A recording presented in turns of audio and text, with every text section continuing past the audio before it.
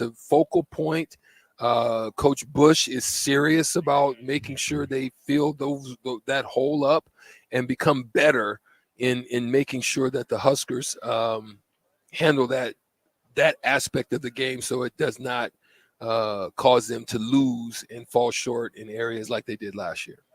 Yeah, it's interesting. I mean, they're addressing a lot of the problems that they kind of had last year, and I've seen quotes about the offensive line and the special teams, and certainly you feel like the focus is there. Now they said that in the past, for what it's worth, too. Going into last year, special teams haven't been good under Scott Frost. The first 3 years, it was kind of okay. Let's narrow the focus, get better.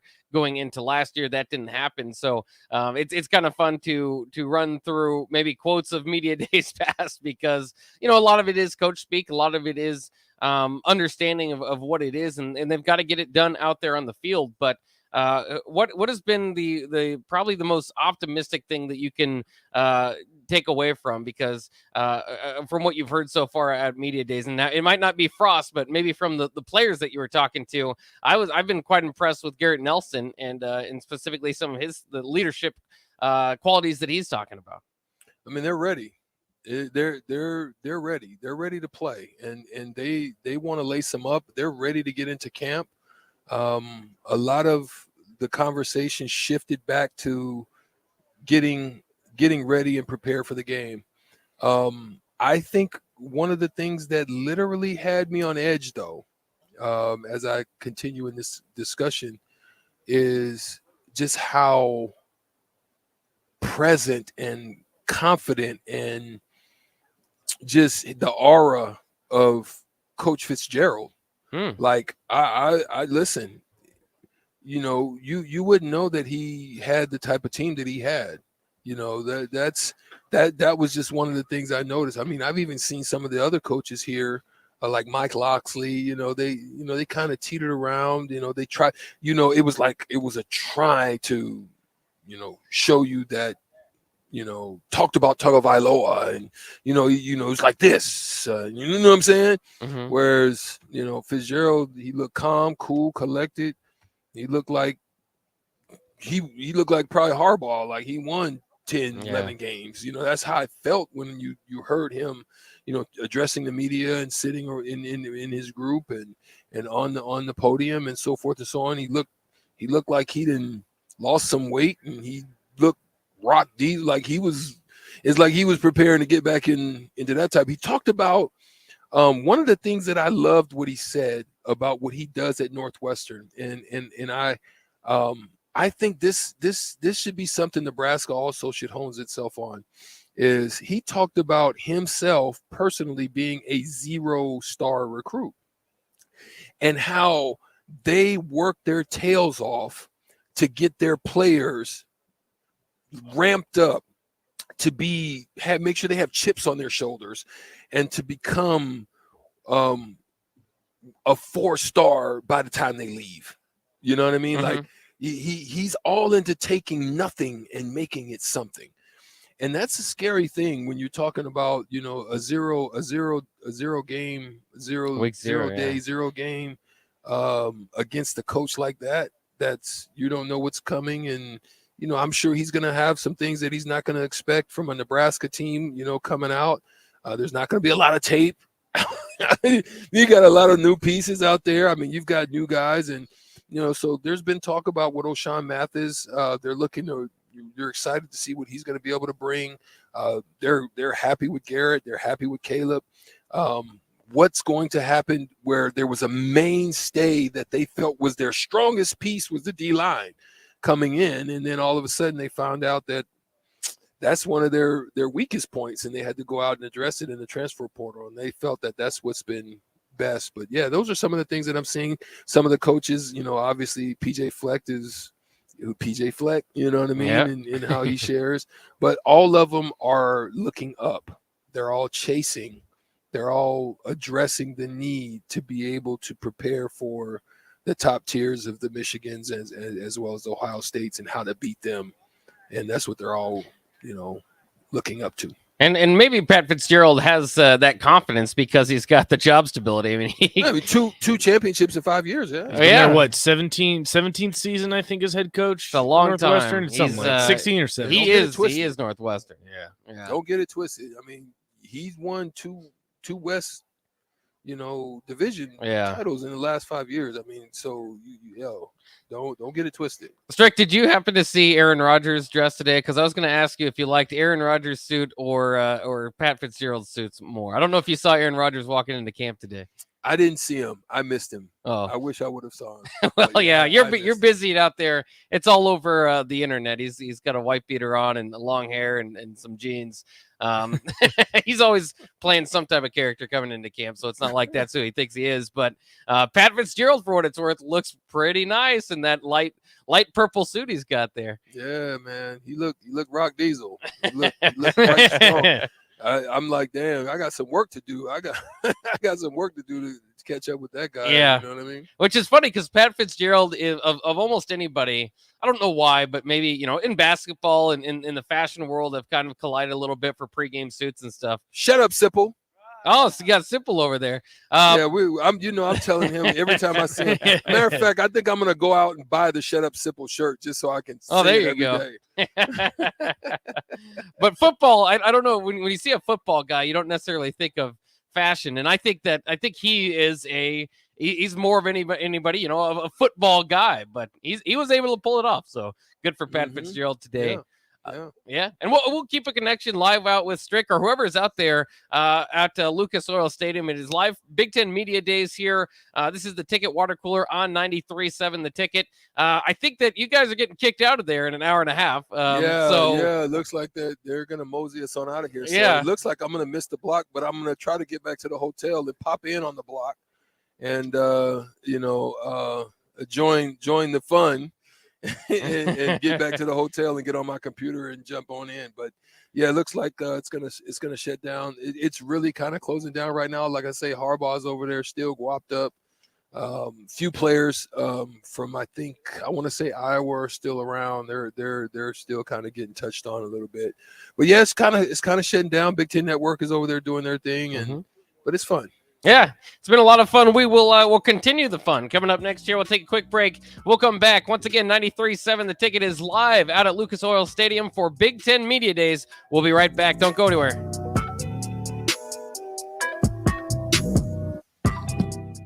93.7 The Ticket's coverage of Big Ten Media Days in Indianapolis is sponsored by Ben Bleicher of Professional Realty Group with BHHS Ambassador Real Estate and Gary Michaels Clothiers. This is your High School Minute. With your Southeast Community College High School Minute, I'm Gus Cottle. The Nebraska State Legion baseball tournament is in full swing. Over the weekend in the American Division at Don Roddy Field in Bellevue, Carpetland defeated Bellevue West 4-3, Elkhorn North defeated Grand Island 11-1, Millard South defeated Gretna 12-5, and Fremont defeated Bellevue East 12-2. After this weekend's results, Grand Island and Bellevue East have both been eliminated from the tournament. In the National Division at Den Hartog Field in Lincoln, Millard West defeated Pinnacle Bank 6-3. Hastings defeated Elkhorn South 7-4. Judd's Brothers defeated Columbus 5-2, and Creighton Prep defeated Millard North 11-6. Millard North and Pinnacle Bank have both been eliminated, and the final will take place between the winners of the National and American Division. This has been your Southeast Community College High School Minute. Learn more today at southeast.edu with locations in Lincoln, Beatrice, and Milford. Rico here with HIS Auto Care at 70th and Van Dorn, letting you know HIS is a great place to bring your vehicle for service. With superior service bumper to bumper, we'll treat your vehicle like it's your mother's. Doesn't get any better than that. So call 402-488-8934 and HIS Auto will make you glad you did. 5% off, mention this ad, and for sure your mother will be proud you called. 402-488-8934, HIS Auto Care, 70th and Van Dorn. God bless you.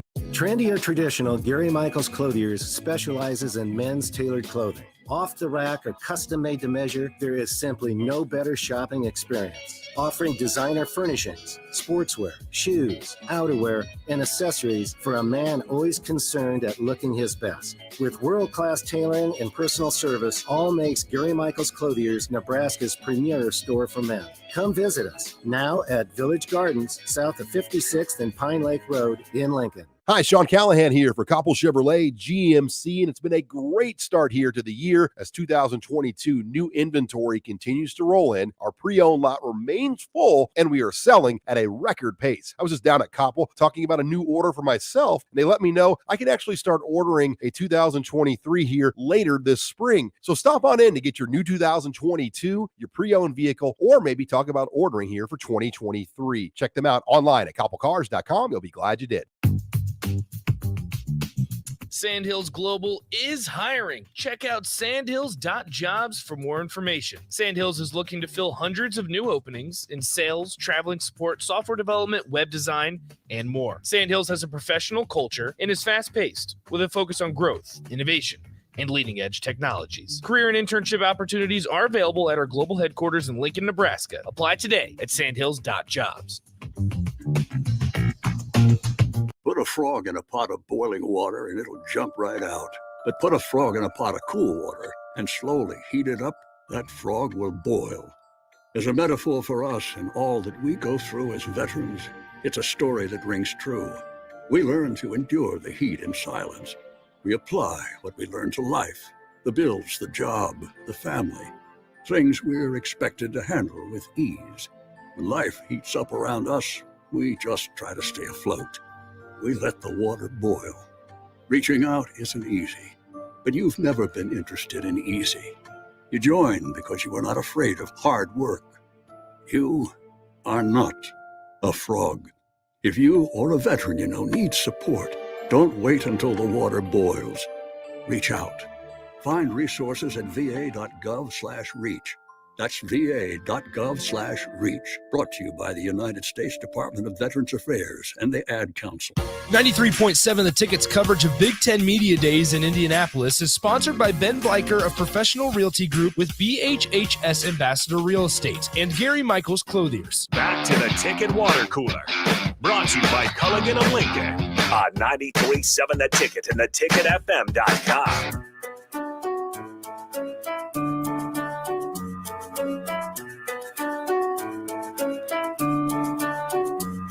We are back here on the Ticket Water Cooler as we have the guys out there at Lucas Oil Stadium. It is Strick and it is Sip now joining us as well here on the Ticket Water Cooler.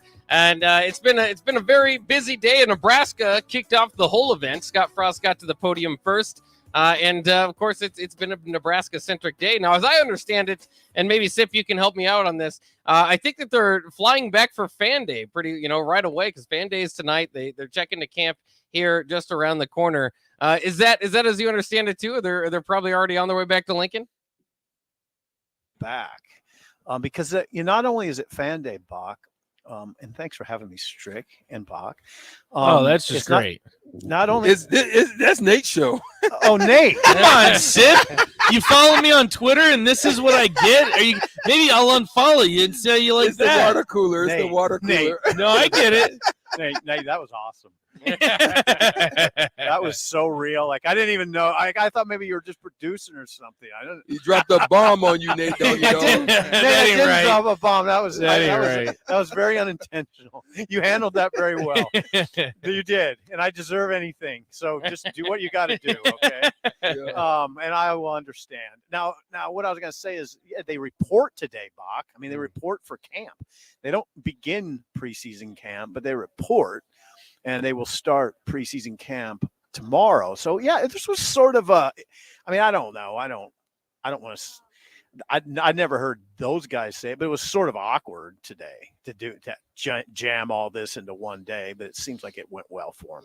Sip, believe it or not, I actually have been following your Twitter all day, and you've kind of been all over the place. And you've had some really good stuff, some great content. What's been, out of everything that you've reported, everything you've seen today, what's been the biggest takeaway for you? Okay, takeaways. Frost's confidence. This, when he says things like, "This will be the year," just Frost sort of. Nate, I think just the way he projects himself looks a little tired. I think the job's wore him out a little bit, but I think he's in a good spot. And I thought the comments about Garrett Nelson, saying Garrett Nelson's one of the best leaders that this program's ever had really hit me. I mean, Eric has been around for a long time too. Now think about some of the guys that statement encompasses, including the sort of players that Frost played with. You know, two that come to mind are Grant Wistrom and Jason Peter. And the captain, the captain comes to mind. So so there was a lot. I mean, I thought Frost saying that the offensive line would be, the impetus to making this thing go. If it goes, I like that. I mean, some people would say that's pretty cliche. I'd say that's pretty telling. The comments on Donovan Raiola were telling. And Frost saying, it's interesting. There's that interesting dichotomy because Frost said that he hasn't really. Someone asked him, an ESPN reporter asked him what he's changed, and he said he hasn't changed much. No, he knows what he's changed. He's changed coaching, the offensive coaching staff. He's changed recruiting staff. He's changed his role. But what I think he is getting at and saying, you know what, if you believe in what you're doing, you don't change. I think he's talking about core principles in the way he approaches football in general. So I thought that was interesting too. Well, I think it is interesting, specifically the offensive line thing, because I mean, that's what I've been saying for a while, and almost everybody says, especially in the Big Ten, you're only going to go as far as your front lines take you. All this talk, and there's more of it today, kind of as Frost responding to the comments that Pat Narduzzi made, but altogether, I mean, is it maybe it doesn't matter so much what Frost wants or what Whipple wants, more so whatever the offensive line can provide for you. That's going to dictate how much they pass or run the ball. Do you agree with that? Yes, Bach. Yeah, I do. And we just don't know what that's going to look like. Yeah, there's that whole conversation of Whipple being a 50-50 guy, which we knew, and we know that Whipple runs the ball 50% of the time, passes it 50% of the time. But ultimately what the offense will look like will be dictated by how the offensive line plays. And Frost, yeah, Bach, he did say some interesting things about that. Like he just slipped it in. He just slipped these words in at the end of a long answer about the offensive line. But he said, you'll notice a change, especially in the first couple steps they take at the line of scrimmage. So I know what he's getting at. They're going to emphasize firing off the ball, Bach. Those first two steps, that's what he's talking about. Instead of going sideways or laterally, he wants those bunch of guys to explode off the ball. And when I hear that, I do think run game. I mean, I think under center maybe a lot more. I think downhill run game, Bach. And you can be a good downhill running team only running at 50% of the time. Sip, I wanted to ask you about kind of Scott Frost's response to asked about Casey Thompson, the quarterback position. Sounds like Casey Thompson will be taking the number one reps, but by all indications, it's definitely an open competition. And I've kind of made the argument throughout this offseason that the coaches will say it's an open competition. Obviously, they want to keep it within closed doors, what's really going on. But for the most part, I believe the coaches know who's going to be the starter. I'm not necessarily sure who that's going to be because obviously I'm not part of the coaching staff. What was kind of your takeaway from Frost's response to the starting quarterback position? Nate, it was about what I expected, except I thought he might open it up a little bit more. I thought he might open up the conversation a little bit more toward, no, this is real competition. Right. I think it is, but he said, just going back to what he said Casey will begin preseason camp taking first team reps. Yeah. First team reps. So now, and that was, then he held his cards tight. Yeah. Pretty much after that. So I don't know what to make of it. I guess what I hope is it's a legitimate competition. I think it needs to be, while understanding the critical element, and DP brings this up a lot. None of those other guys, Purdy and Logan Smothers in particular, have started 10 games. They have not played in the Red River rivalry. They have not been in that sort of heat. And Casey Casey should have an advantage, if only because of that. I said, Sip. I said, you heard Sip. He just said it in a different way of what I said it, but we're saying the same thing. I mean, I said, Sip, it felt like I was in a escape room type of system where it was like breadcrumbs. It was like little hints, but you really couldn't get what the answer to the puzzle was. That's what he wanted. And yeah, so we're literally saying the same thing, but that's what it felt like. It felt like he was holding his cards tight. He wasn't giving no. Yeah, he was holding them tight. Yeah, I think he was. I do think he was. I know Scott, and just by way of insight, and I know Scott. I know people who talk. I know he likes Chubba. I know he does. But I think what Scott's doing is giving respect to Casey's experience. And then let's see where it goes.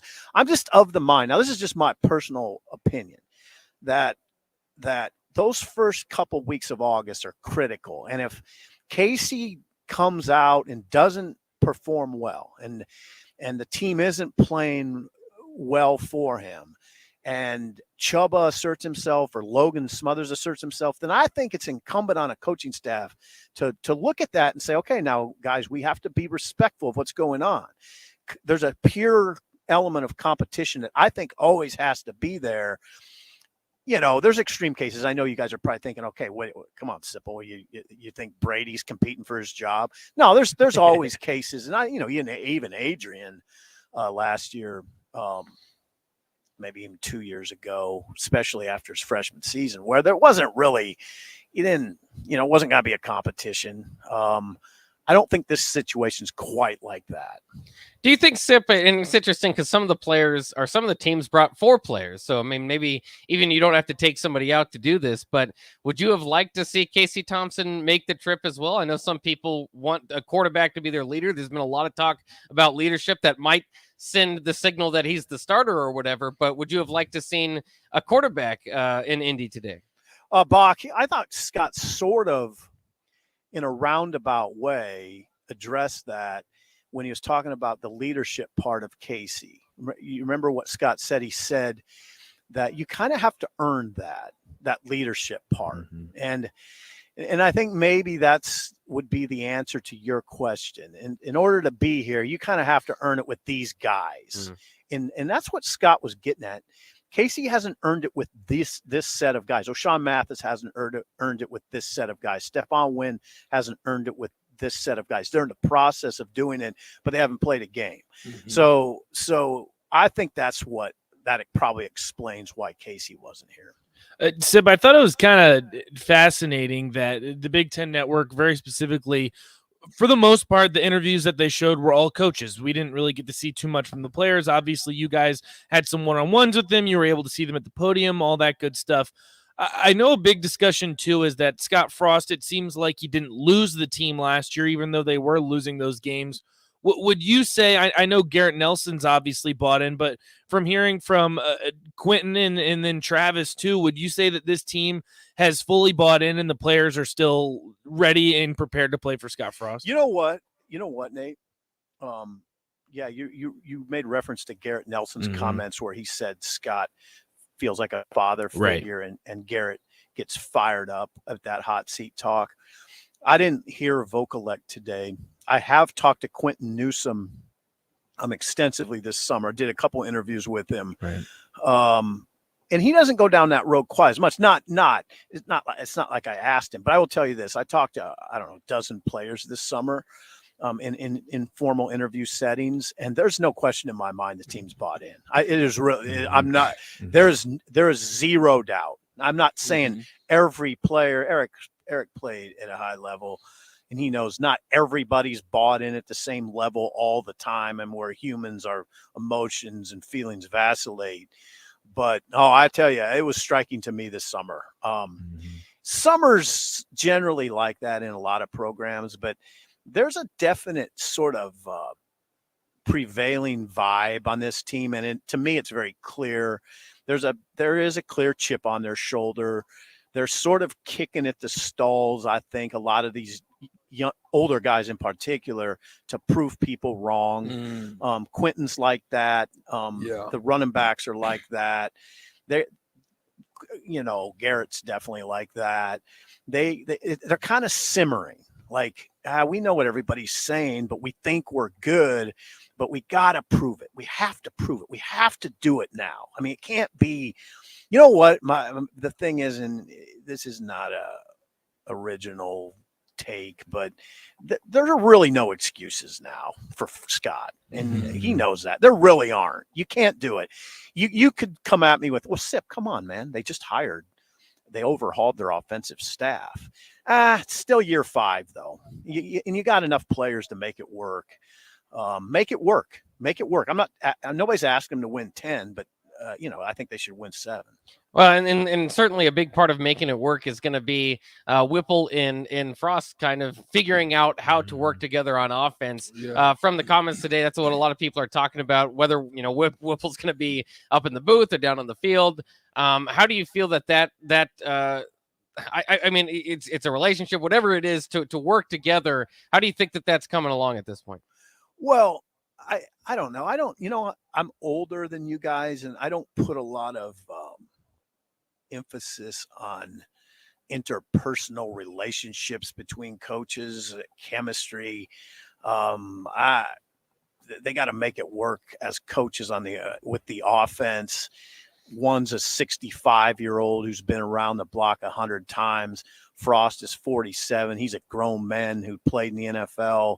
They understand what it takes, and I think they'll be fine. They don't have to, go out for steak 3 nights a week together and have their wives be together. They just need to make it work on offense. I think they can do it.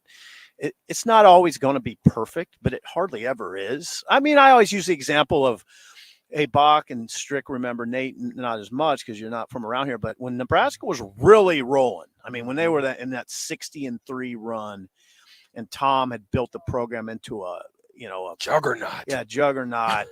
That wasn't a perfect staff chemistry wise. I mean, Charlie McBride and George didn't get along all the time. Or hardly ever. Him and Darlington? Yeah. Oh, yeah. Charlie McBride, the defensive coordinator, and George, the very, very high-profile secondary coach. Mm-hmm. They didn't have a perfect relationship. It was far from perfect. Mm-hmm. So, I mean, I don't know. They made it work, though. Yeah, you've heard stories about Mike Ditka and that. Who's that defensive coordinator he had? Help me, Bears. Is there a Bears fan? No, that old. Text line's open 402 Ryan. 464 Last name Ryan. 5685. There it is. Ryan? Correct us. No, not Rex Ryan. Buddy Ryan. Oh, his father. That's right. Buddy Ryan. Buddy Ryan and Ditka barely talked. So I don't know. I think they'll be fine. And I think, hey, Bach, the best answer I can give you is Whipple will be in control. I mean, that's the way it's got to be.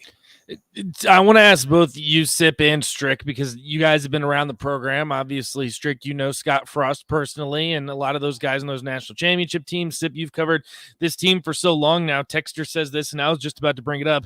Is this different from past off seasons? And to him, and I bet a lot of the fan base, this just seems like the same player and coach speak that we hear every single season. And do you think that you believe what he says in the sense that this is the year that it actually gets turned around? I'll speak first because I'll let Sip close ahead. this one because he's going to have a better in-depth answer to this than I would, because he's been around it longer than I have. I've been a little bit on the outside looking in, but for me, it definitely seemed as if there's a seriousness to it, and it seems as if in past there's no. To me, like there's no fluff, you know what I mean? Yeah. Like they're the players even. It just doesn't seem like there's no fluff, and just having this talking point like on a piece of paper, and you're just laying off a layout of an outline, and you're talking on it. It doesn't seem like that to me, and I've seen that before, even with some of the previous coaches and. Being around and hearing that, I would say that I don't hear that, but I would let Sip because he's been around the legs. No, you got it. You got it. We're on the same wavelength here.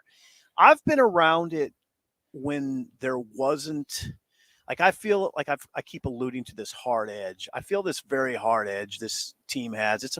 And Scott has. I mean, I think what I noticed guys, when we were at that function at Tanner's last week or whenever that was, I had dinner with Scott, and he has a very hard edge right now, and I think his team's taking it on now. And I can tell you, yeah, you're right. This time of year, kids say all the right things, coaches say all the right things, and it's easy to be very cynical and skeptical. But I will say this: I've been around Nebraska teams and other teams that you wouldn't say it had a real hard edge to it. This one, I would say it does. Comes from Scott, comes from Garrett Nelson. If you've spent any time around Quentin Newsom, you realize this is a 21-year-old grown man with designs on playing in the NFL who only wants to go out strong. I mean, Quentin is a leader, and he's he's a very business-like guy. So the guys that they have in those roles are like that. So I feel that. I get it, though. I get the skepticism. I sort of roll my eyes sometimes. Like when Scott says, we're riding up here and the guy said this is as close as the team has ever been. That's meaningful to them. It's less meaningful to us because we hear that a lot. But it is. I don't want to take away that meaning to them. It does mean something within their walls, and I don't disrespect that. But I don't have to also buy. At the same time, I don't have to buy fully into it. I also would say one more thing. I also, this is a sense that I have based on being around it and being around some of the greatness that I've get it. Look, I'm learning how. Did you hear that? The greatness. I'm learning how this media intake and taking information and disseminating it and being able to take it. This has been a great experience for me in that aspect. But in my sensing, one of the things I sense is that they're starting to understand from a team concept that we collectively as a unit, our success is tied to our greatness and growth and becoming next level type of players. Mm-hmm. That they're starting to understand that as we win, as we come together collectively and do great things, that we will all in some form or fashion have a light shine on us. And that's not an individual light, but it is one that we can all use to propel us to our ultimate goals of whatever the next level is. That's what it seems like to me. Sounds like a former player to me there. Sounds like a former player. Sounds like a former NBA player to me. Yeah, that stuff's important. I mean, we can roll our eyes at it as media and fans, but it's real. I mean, all that talk is very real to them. We do with it with what we may, but I don't disrespect it because I know because like Strick says, it's really important. Great stuff out there from Lucas Oil Stadium from the guys at Big Ten Media Days. Are they kicking you guys out yet? Or you guys? No, hey Bach, I got to say something else. Strick, yeah. I heard Strick and maybe Jay did too. Strick asked Frost a great question. Thank you, Strick. Like these guys know what they're doing. The captain asked Garrett a great question, a very simple question, but it was, what's it mean to be a black shirt? And it elicited one of the best answers of the day from Garrett. So I appreciate what these guys are doing here. Oh yeah, absolutely. And we'll continue our Rockstar coverage. Hey, Sim, I did want to ask you this. I know we asked you before about what you're going to look around at the other teams at Big Ten Media Day. You said it's going to be Husker centric. Are you sticking around tomorrow? I am, but I don't even know that I'll come in this event. I mean, I'll come in. You're not coming in for Ohio State? I might. Yeah, I might. No, I am, but I am keeping. Hey, I'm telling you, the readership we've seen over the years, just in the amount of volume, it just doesn't. I could write one of the best columns I've ever written about Ryan Day or Ohio State, and it just doesn't get any traffic. So we keep it to Nebraska, guys. Yeah, and that's fair enough. I did want to ask you this too, because Strick did mention it though, is when you're focusing on Nebraska, you can also focus on week 0. Anything about Pat Fitzgerald or the Northwestern guys that kind of stuck out to you? No, I wasn't. Hey, Bach, I was holed up in another part of the stadium writing when that stuff was going on. I'll check it out. Although, as Jake knows, I'm just mildly interested in Northwestern. Why is that? They're not very good. Yeah. And I'm not. Yeah, there's just But Yeah. I'm not saying it's going to be an easy game, but I kind of get tired of all the love they get for not that much. Yeah. Well, you're not on the team. If you're on the team, you got to focus solely on Northwestern. If you're SIP, you got to focus on the season as a whole. Yeah, Northwestern I don't. doesn't stick I'm out, not but- disrespecting them. I'm just not that interested in them. Okay. All right, that's fair enough. We are behind the breaks a little bit, so we'll take a quick break. Once again, thanks to SIP and Strick out there at Big Ten Media Days. I'm not sure if they'll kick you off, but if they don't, we'll be back with you as well. That's coming up next year on Thank the you, Ticket Water guys. Cooler. Yeah. Thank you. Thank you, SIP. All right. Bye-bye. All right, there we go.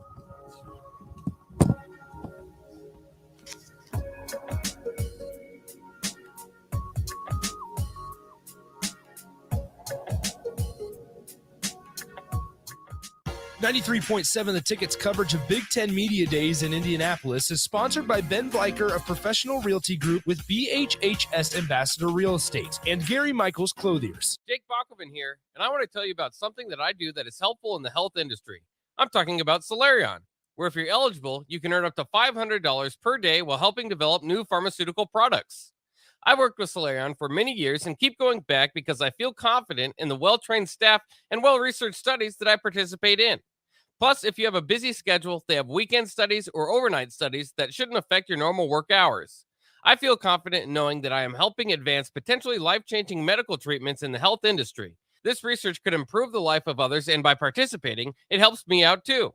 If you're curious about how to earn up to $500 per day for participating in a research study at Solarion, check them out at helpresearch.com/new or call them at 866-213-2965. Once again, that's Solarion at 866-213-2965 or at helpresearch.com/new. Your home should not be a zoo to unwelcomed animals. Let the experts at Bats to Rats take care of those problems. Dane has been a leader in wildlife and pest management and prevention in Lincoln and the surrounding area for 15 years. He can help you get rid of bats, rodents, and anything else. Whether it's residential or commercial buildings, schools, apartments, or churches, they're always a phone call away. Call today at 402-310-0904 or visit batsterats.com. Bats to Rats Wildlife Control and Prevention. There's a lot of realtors in Lincoln, but don't get overwhelmed by all the names.